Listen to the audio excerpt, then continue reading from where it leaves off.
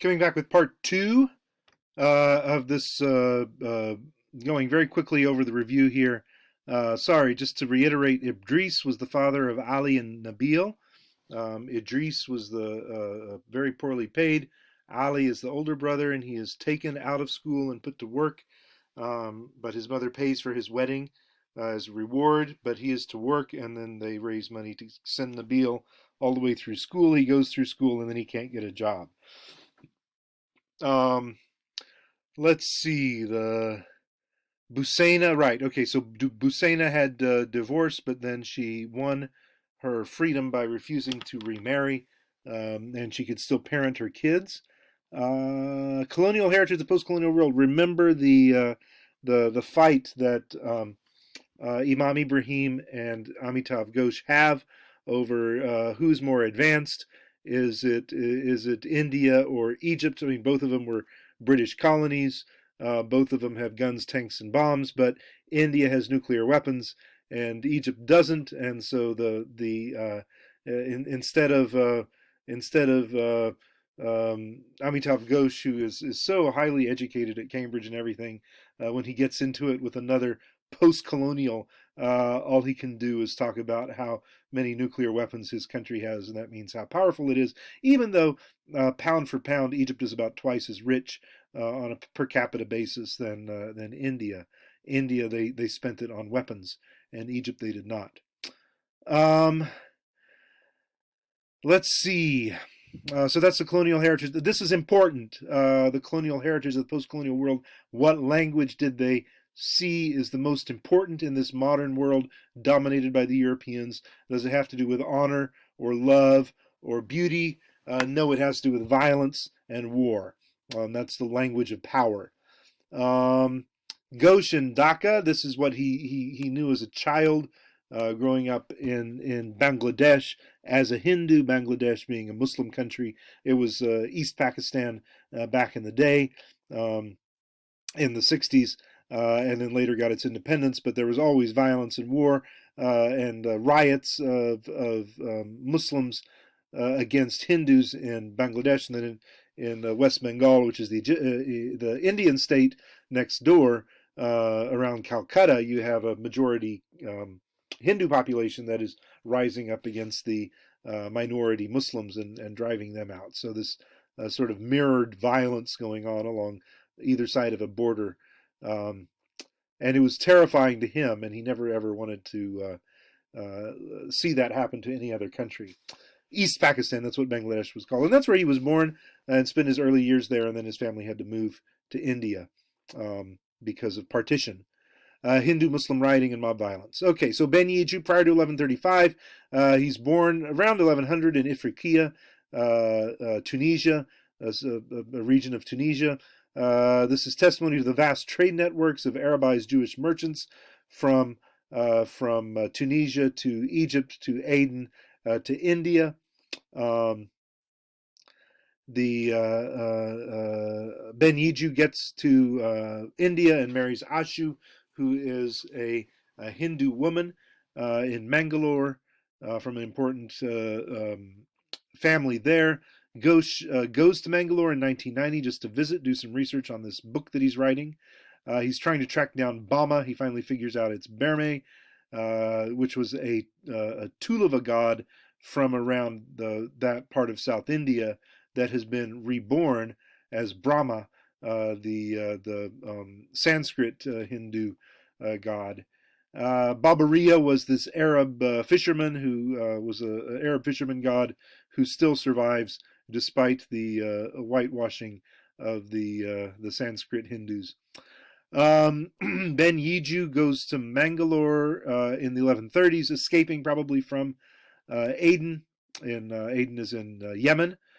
Slavery under Islamic law. We don't remember Manili because we didn't read her this semester because her book is out of print, or at least it said it was. Ashu's family, she is comes from a matrilineal clan.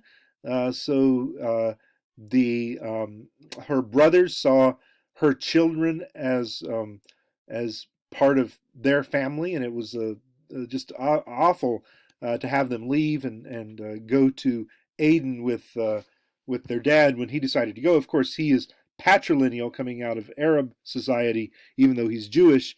He's patrilineal, so he sees them as part of his family, um, and he's taking them with them. Uh, Sufism, this is the mystical dimension of Islam. We talked a little bit about it in the PowerPoint. Abraham Maimonides, that's the son of Moses, wrote Sufi poetry. So even though they're Jewish, they love their poetry, sort of like a Jewish person today, or a Muslim person, or a Buddhist person, maybe a big fan of Handel's Messiah, or Beethoven, or Bach. You know, some of these great Christian composers composing Christian cantatas and such.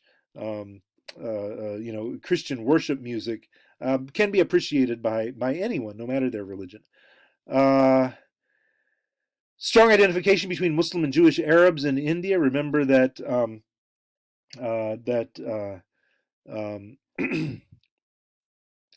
that even though Ben Yiju is Jewish, culturally and ethnically, he's more Arab. And so, even though there are local Jews of Mangalore who are living there, who have been there for hundreds, maybe thousands of years, Ben Yiju doesn't really hang out with them because he feels closer cultural connections to the Muslims, the Arabic-speaking Muslims who are around him. They share the same culture. Bama makes a trip to Aden in 1135. It's documented that he goes there. He has very low pay, around 18,000 a year, but he has a shopping list and cash in his pocket to pay 70,000. The total shipment value of his shipment that he's responsible for is $500,000. So he's a very trustworthy guy. Despite his low pay, he can be relied upon, and there's probably some benefit coming down the line if he continues to be loyal. Piracy in the Indian Ocean was kept down by just the ordinary authorities, but the Portuguese came along and took military control of it. Remember, prior to that, it had been a free trade zone, and the Portuguese came in and said, what's going on here? And they said free trade. And the Portuguese said, no, we're running it. And then they proceeded to bring back bigger and bigger fleets until they had conquered every single navy in the Indian Ocean and taken total control of that and held it. And this was all in the thirst for the almighty gold, right? They're trying to control the trade from the Southeast Asia and silk and spices. That had formerly been sort of a free trade zone. Anyone could come and do it. After the Portuguese took it over, then the Portuguese controlled it exclusively. Let's see. That's important. That's important to remember that key point there about Portuguese military control over the Indian Ocean. This is in the 1500s, but at the time when Ben Yiju was there, it was still a free trade zone. Ben Yiju in 1140s, he heads back to Yemen. He's living in Aden, and then his son Sarur dies, so he moves up to the mountain city.